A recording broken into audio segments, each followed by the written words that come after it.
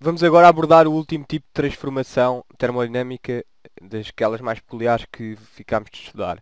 E a esta transformação damos o nome de transformação adiabática.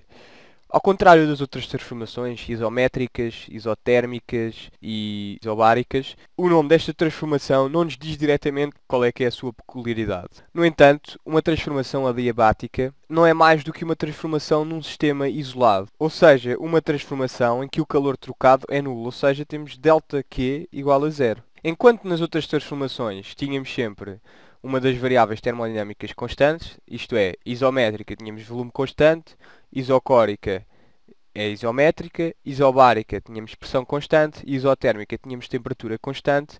Neste vídeo não temos nenhuma variável termodinâmica, nenhuma das três variáveis neste vídeo, nenhuma das três variáveis termodinâmicas é constante. Portanto, é mais complicado representar o processo num diagrama PV, mas também é possível. E vamos ver agora como é que o podemos fazer. Para isso, pegamos na primeira lei da termodinâmica, que nos diz que zero igual a du mais ΔW. Porquê zero? Porque o calor trocado é nulo. Utilizando as expressões que temos aqui para uma transformação reversível e para uma transformação de gás ideal, temos então que zero é igual a NCV dt mais PDV. E isto é equivalente a dizer que zero é igual a CV N dt mais RT sobre V dV. Porquê? Porque estamos num gás ideal em que a pressão vezes o volume é igual a nRT.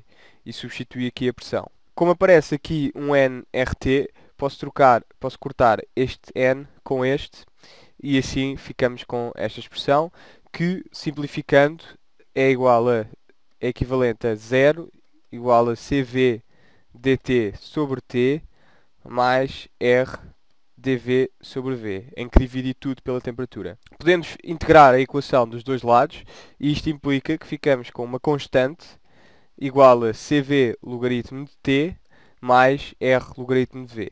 A constante é uma constante de integração. Podemos manipular algebricamente agora a nossa expressão. Podemos usar as propriedades do logaritmo e passar o CV e o R como expoentes para dentro das variáveis. Portanto, temos constante igual a logaritmo de T levantado a CV mais logaritmo de V elevado a R. E podemos ainda utilizar a propriedade da soma de logaritmos, que é igual ao logaritmo do produto. Portanto, temos logaritmo de T, CV, V, R.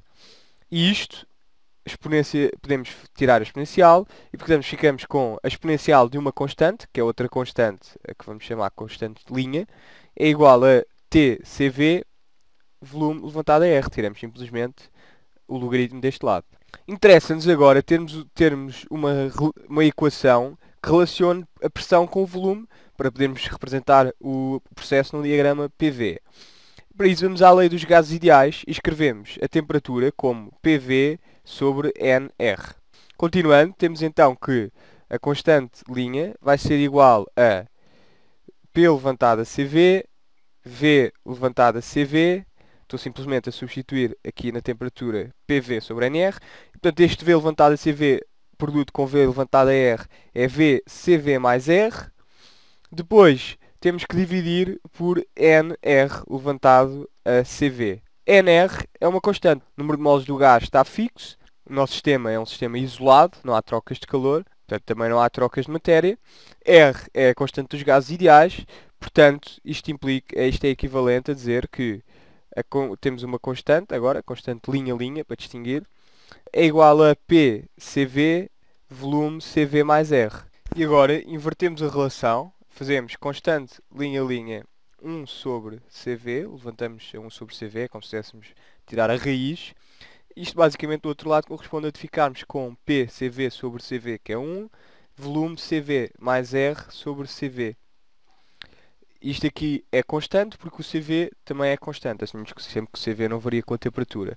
CV mais R, vimos que era igual à capacidade térmica a pressão constante, no caso de um gás ideal, e chamando a CP sobre CV, que é o que temos aqui no expoente do volume, o gama, temos então que é sempre maior que 1, porque o CP é CV mais R e o R é positivo. Temos então que PV levantado a gama é igual a constante. A título informativo para o ar, por exemplo, temos que γ é igual a 7 meios de R sobre 5 meios de R, porque o ar é um gás diatómico, como vimos, o CV é 5 meios de R nesse caso, portanto, o CP, somarmos R, ficamos com 7 meios, isto é 7 quintos, que é igual a 1,4. Na verdade, costumamos dizer que o γ é aproximadamente igual a 1,4, porque o ar é aproximadamente um gás diatómico. Podemos então desenhar o diagrama PV de uma transformação adiabática reversível como uma curva que é semelhante a uma isotérmica. Tenho aqui o diagrama PV, tenho aqui uma isotérmica, P é proporcional a 1 sobre V. Depois tenho aqui uma adiabática, em que PV levantado a γ é igual a constante. Nós assim deste pequeno esboço vemos rapidamente que, aqui temos a isotérmica, que a adiabática cruza várias isotérmicas. Vamos desenhar aqui por baixo outras curvas isotérmicas, o que nos mostra que a temperatura numa equação adiabática não vai ser constante, apesar de termos que o calor trocado é igual a zero. Não façam confusão por termos uma transformação que o calor trocado é nulo e que a temperatura não é constante. É bastante importante distinguir estes dois pontos. Vamos agora desenhar um diagrama PV mais claro, em que temos um processo que vai de A para B, que é um processo isotérmico, PV igual a constante, vai do volume VA para o volume VB, em que o VB é maior que o VA. E agora vamos desenhar a transformação adiabática entre o volume VA e o volume VB. E a transformação adiabática entre o volume VA e o volume VB é simplesmente que a pressão é proporcional a 1 sobre o volume levantado a γ.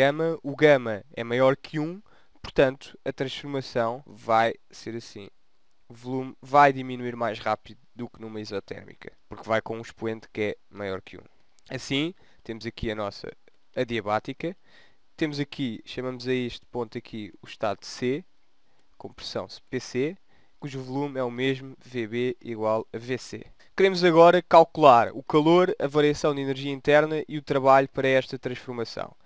O calor é direto, o calor é igual a zero, porque não temos calor trocado, é mesmo esta a definição de uma transformação adiabática.